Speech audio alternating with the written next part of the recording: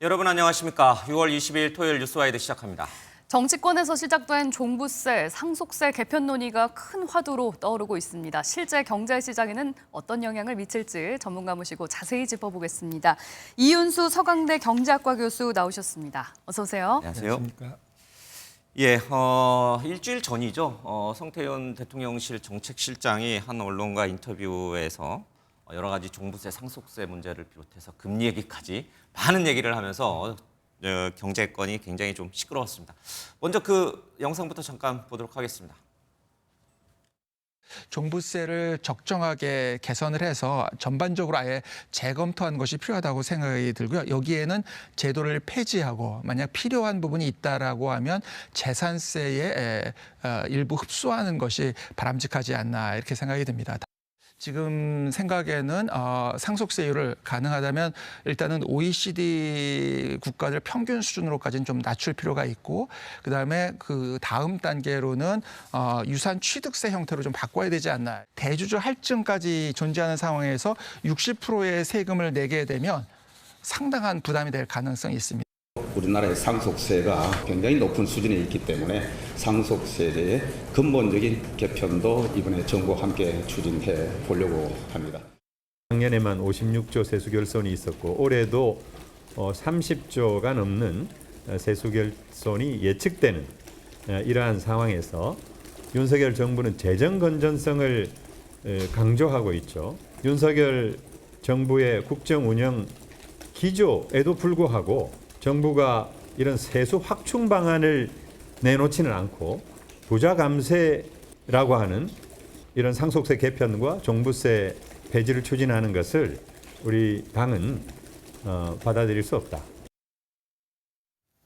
예, 정치권에서까지도 상당히 논쟁적인 주제가 좀 돼버렸습니다. 하나하나 좀 짚고 가겠습니다. 네. 먼저 종부세. 그러니까 이제 지금 집값이 9억을 넘어가면 이제 이 부동산 종합 부동산 세금을 매기고 1세대 1주택자는 이제 12억 원까지. 물론 이게 공시 가격입니다. 이 시가가 아니고. 네. 그러다 보니까 이게 노무현 정부에서 만들어진 제도죠. 이 종부세라는 게. 예, 그렇습니다. 근데 이게 계속 이제 집값이 해마다 많이 올라왔기 때문에 사실 서울에 사시는 분들 가운데 집 한 채밖에 안 갖고 있지만 12억을 넘어가지고 종부세 내신 분들이 적지 않아요. 그렇죠? 작년, 재작년에. 이 제도를 폐지할 필요가 있는 것인가? 우리 교수님 사견으로 좀 여쭤보고 싶어요. 어떻게 생각하세요? 예. 이게 사실 그 노무현 정부 당시에 시작했을 때만 해도 정말 부자들에게만 매기겠다. 그리고 뭐 다주택자들 같은 경우에 어떤 투기의 소지가 있으니까 이런 사람들한테는 세금을 강하게 매겨서 주택 부동산 가격을 안정화시키겠다는 취지가 있었던 건데 예. 말씀하신 대로 상황이 굉장히 많이 달라졌습니다. 그 과표가 그렇게 변하지 않은 상황에서 집값이 굉장히 많이 오르니까 사실은 지금 아까 말씀하셨던 12억짜리 집이라는 게 한 10년 전에는 5억이 안 됐던 집들일 거란 말이죠. 그렇죠. 예. 그러니까 나는 그 5억짜리 집에서 살고 있었는데 이게 12억이 넘는 순간에 내 소득으로는 감당할 수 없는 세금을 내게 되었다는 것은 당연히 이제 굉장히 부담스러운 측면이 있고요. 예. 근데 사실 종부세가 문제가 되는 것은 이게 형평성이 있느냐와 관련해서도 좀 복잡한 측면이 있어요. 예를 들면은 굉장히 그 과세를 그렇게 크게 넘기지 않는 1주택자는 세금을 안 낼 수도 있는 반면에 뭐 자잘한 여러 채를 가진 다주택자는 또 세금을 많이 낼 수도 있거든요.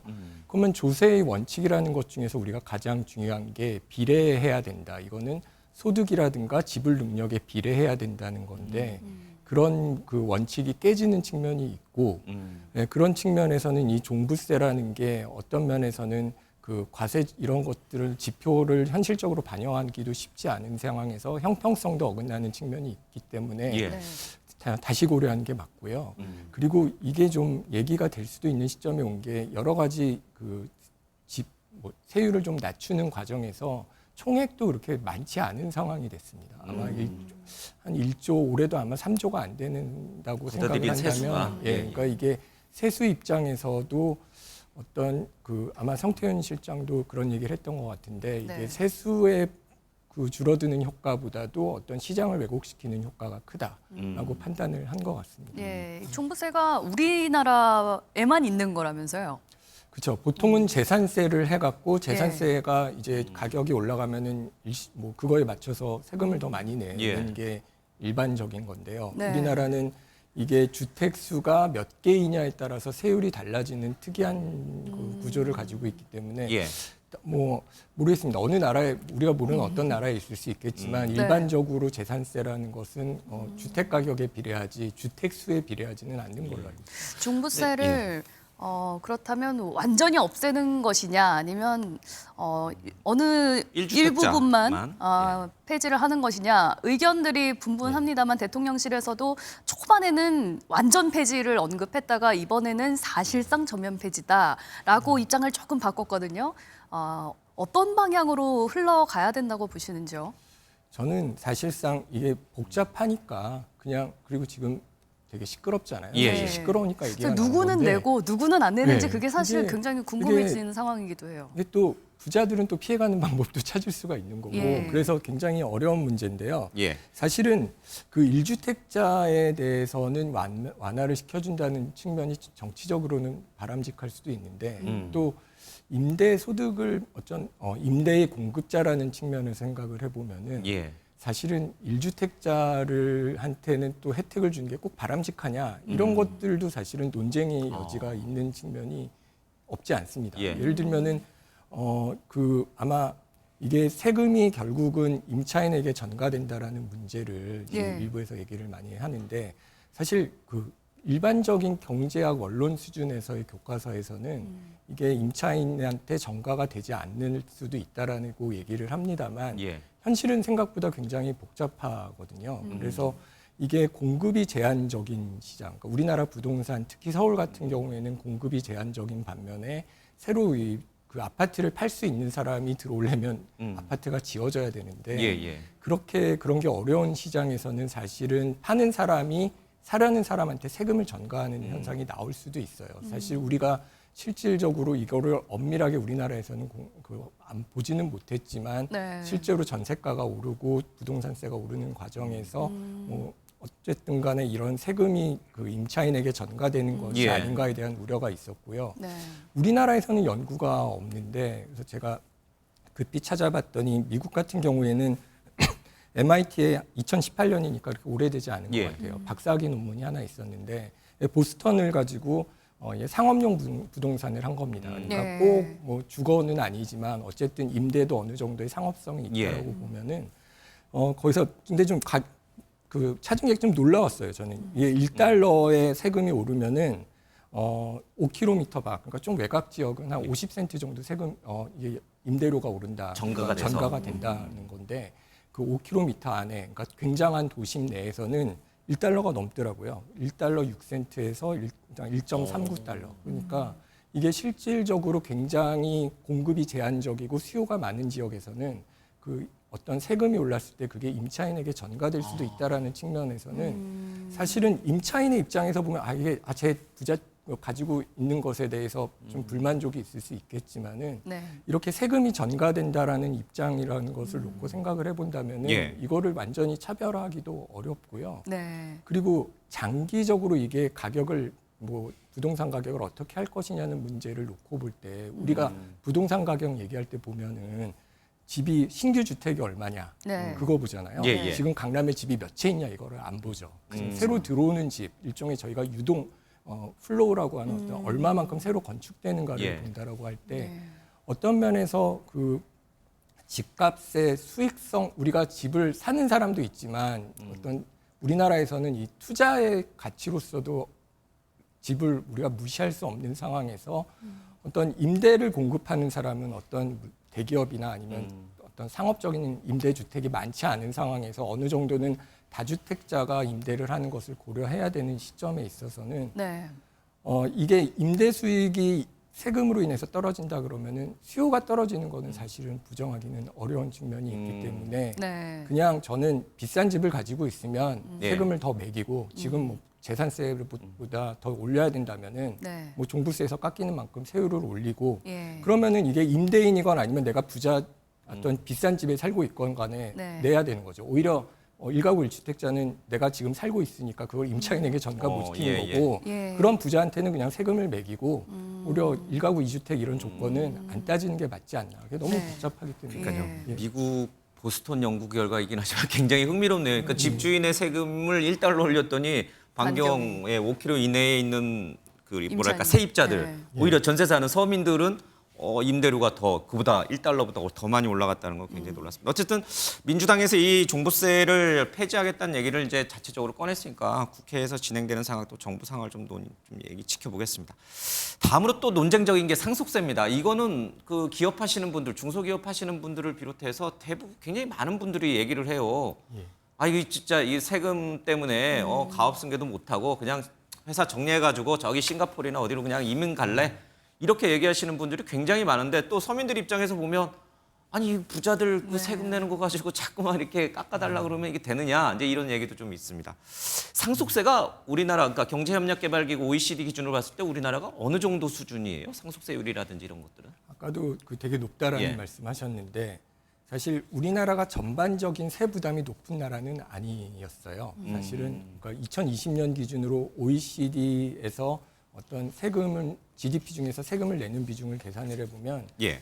한 32% 정도 될 때 2020년은 우리나라가 20%였거든요. 그러니까 우리나라가 전반적인 세부담은 낮았는데 예. 그게 2021년, 22년에 OECD 수준 가까이 올라옵니다. 굉장히 많이 올라왔죠. 근데 어쨌든 간에 이 세부담이 상대적으로 낮은 과정에서 세금을 안 내는 사람들이 굉장히 이제 많았습니다. 이제 소득이 낮은 사람들도 있지만 자영업자 중에서도 뭐 어떤 그 고소득 자영업자들이 탈세를 하고 이런 것들이 있는데 그런 것들이 결국은 상속하는 시점에서 나오니까 이거 세금 안 넣은 거에 대해서 세금을 내겠다라는 취지에서 상속세율이 높았던 것 같고요. 예. 결과적으로 최고 상속세율 자체는 우리나라가 굉장히 높습니다. 그건 사실인 것 같아요. 이제 미국 같은 경우나 아니면 OECD 국가 같은 경우는 상속세율이 우리나라 같이 최고 세율이 50% 되고 뭐 추가로 10% 받고 이런 일은 예.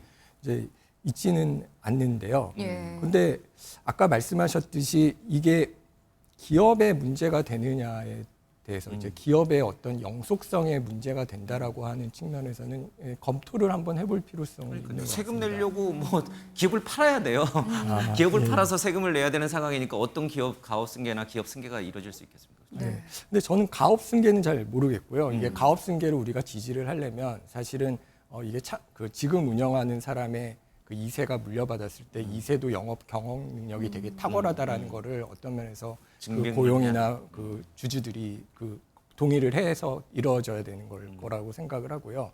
그런데 기업이 연속적으로 운영이 되는 건 굉장히 중요한 이슈라고 생각을 합니다. 예를 들면 고용이 안정적으로 유지되려면 제가 일하는 회사가 지금 가뜩이나 고령화가 된 많은 사회에서 이제 굉장히 많은 그 창업 경영주들이 은퇴를 하고 은퇴를 하는 과정에서 어떤 상속세 문제 때문에 운영이 안 된다라고 한다면은 네. 그게 좀 문제가 될 수는 있을 것 같습니다. 예. 그럼에도 뭐 세금을 면제해주고 깎아주는 것도 중요하지만 또 세수 확보도 그만큼 중요하니까요. 네. 성태훈 정책실장이 대안이라고 해야 될까요? 유산취득세, 뭐 자본이득세 이런 것들을 도입하자라고도 언급했는데 이런 방안들이 좀 더 합리적이라고 보십니까?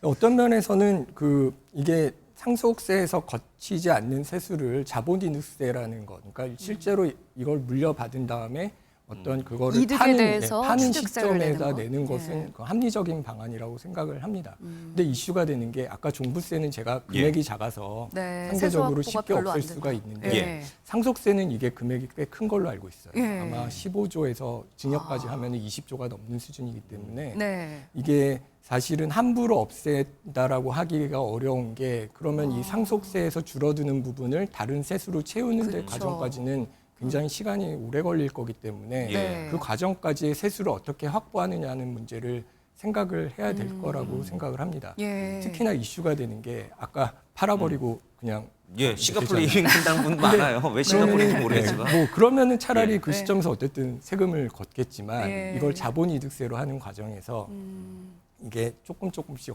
줄여나가는 거죠. 뭐. 네. 그러면은 결과적으로 이게 당장 어떤 면에서 상속할 때 거둘 수 있는 세수를 못 예. 걷는 게 되니까 예. 정부 입장에서는 좀 부담스러울 수도 있지 않을까라는 생각이 듭니다. 네. 지금 기획재정부가 이제 7월에 이제 상속세 개정안을 이제 좀 내놓겠다고 했는데 예. 그걸 이제 최고 상속세율을 30%로 할지 뭐 성태윤 실장은 30%라는 얘기를 했는데 당정에서는 그거 정해지지 않았다라고 해서 약간 미묘한 제 신경전을 좀 벌이는 모습도 좀 나오고 있습니다. 좀 예. 지켜보겠습니다. 뭐 또 하나 나온 얘기가 이제 금리 얘기고 물가죠, 물가 물가. 얘긴데요. 요즘 진짜 장보기가 겁나요. 그리고 외식하기는 더 겁이 나는 상황이에요.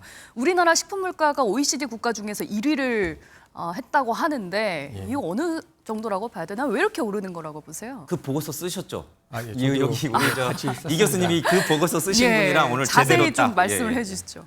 이게 되게 쉽지 않은 문제인데요. 예. 사실은 얘기를 많이 하는데 이게 사실 통계에 따라 좀 다를 수는 있겠지만 OECD가 가지고 있는 통계랑 그다음에 저희가 분석한 그 이코노미스트 인텔리전스 유닛이라는 데는 이제 주요 도시들의 물가를 비교하는 통계입니다. 근데 예.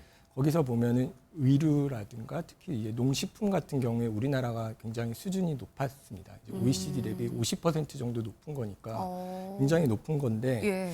근데 농식품 같은 경우는 사실 우리 입장에서 생각해 보면은 여러 가지 문제가 있겠죠. 사실은 이게 기후 변화가 되면서 이제 작황은 되건 어려워진 측면도 있고 그리고 네. 그 기본적으로 우리나라 농업 같은 경우는 농경지가 상대적으로 좀 작고 영세한 농가가 많다 보니까 맞아요. 예. 이 생산 단가가 좀 높아져 있는 측면이 있고요. 그리고 또 이제 특정 작물 같은 경우는 사실 뭐 수입을 해서 우리가 먹는 것들도 있지만 네. 또 어떤 특정 작물 같은 중에서 이제 수입을 안 하는 것 같은 경우에는 우리나라에서 생산이 덜 됐을 때 같은 경우에 가격이 이제 급격하게 오르는 문제가 있습니다. 예. 그런데 체감상으로는 물가가 굉장히 많이 오른 것 같거든요. 그런데 정부에서는 유엔 식량농업기구 자료로 보면 세계 19위 수준이다. 물가 그렇게 많이 오르지 않고 지금 안정화되고 있다라고 오히려 설명을 하고 있어요. 홍미령 왜 장관이 다른 발끈했죠. 건가요? 예, 예. 그래서 그게 아마 그 자료가 나갔을 거라고 생각을 예. 하는데요. 예. 근데 이거를 그 파오 자료 같은 경우에는 사실은 지표이기 때문에 네. 이게 단순히 그 연도마다 비교를 하기보다는 그 물가 이제 지표의 상승률을 봐야 되는 측면이 있습니다. 그러니까 예. 그게 예를 들어서 뭐 100에서 이제 똑같이 100이라고 할 때 100에서 이제 110으로 갔냐 120으로 갔냐라고 할 때 우리나라 사과가 6,000원짜리가 예를 들어서 뭐 6,600원이 되면은 110이 된 거잖아요. 그렇죠. 근데 예. 미국 사과가 3,000원짜리가 예를 들어서 3,600원이 됐다 그러면은 100에서 120이 된 거예요. 예. 그러니까 지표상으로는 우리나라가 더 낮아 보이지만 사실은 그 물가 수준 자체는 여전히 높을 가격 수도 있기 자체만 때문에 높군요. 이제 통계를 해석하는 과정에서 네. 이 지표 이제 증가율을 봐야 되는데 이거를 이제 단순 수준 수치 자체로 보게 되는 상으로 보게 경우에는 된다. 네, 그런 해석을 할 수도 이제 있었던 것 같은데요. 예. 네, 근데 이제 실질적으로는 이제 우리나라가 물가가 많이 좀 올랐다. 이제 수준 자체는 좀 높은 것은 사실이라고 예. 봐야 될 것 같습니다. 예. 근데 이제 한국은행 금통위에서 금리를 계속 올리고 또 높은 수준의 고금리 기조를 이어가는 것은 바로 이 물가를 좀 잡기 위해서잖아요. 가장 큰 목적이. 예. 근데 교수님이 쓰신 이 보고서를 뭐 오역을 했는지 모르겠지만 이거 물가 금리를 고금리로 한다고 해서 이제 이 과일 가격이나 이런 게 채소 가격이 잡히는 게 아니다라고 하는 다소 좀 역설적인 결과여서 그러면 뭐야? 그럼 금리를 왜 올린 거예요, 여태까지? 이런 또 뭐랄까 모순에 빠진다고 해야 될까요? 예. 사실 금리를 올려서 물가를 잡는 방법은 수요를 억제하는 겁니다. 수요를 억제하는 거고요. 근데 이게 아무리 수요를 억제한다 그래도 이게 공급 자체가 줄어들면은 좀 물가를 잡기 어려운 측면이 있는데요. 예. 우리나라 같은 경우는 지금 물가 수준 자체가 높은 게 어느 정도 공급 이제 뭐 유통의 문제도 있지만 농식품 같은 경우에는 공급 자체가 좀 줄어든 측면이 있다라는 거죠. 예를 들면 작황이 안 좋구나. 사과 같은 경우에 예를 들면은 대구에서 원래 뭐 경북 지역에서 생산하던 게 경장 면적은 되게 줄었어요. 사실 그 기후 변화 얘기를 많이 합니다. 이게 대구 경북 지역에서 생산하기 힘들어서 사실 강원도로 많이 이동을 하고 있지만 그게 시간이 걸리는 문제죠. 그러니까 그 경북 지역에서 경장 면적이 줄어든 만큼 강원도에서 빠르게 늘어나지는 못하거든요. 예. 그러면 그 과정에서는 어쩔 수 없이 작황이 줄어들고 공급이 줄어드는 동안은 물건값이 오를 수밖에 없는데 그거를 이제 통화 정책으로 이자가 비싸니까 사람들이 뭐 이자 많이 내고 이제 체감 뭐라 그럴까 이제 소득이 상대적으로 줄어드는 상황에서 빚내서 소비를 하는 걸 억제하는 것만으로는 그 잡아 누르기가 좀 힘든다는 측면이 있습니다. 그러면은 정부 여당에선 아까도 얘기를 했습니다만 뭐 물가가 안정화되고 있으니까 금리를 이제 내려야 된다라고 얘기를 하고 있는데 하반기 금리 인하는 어떻게 전망하세요?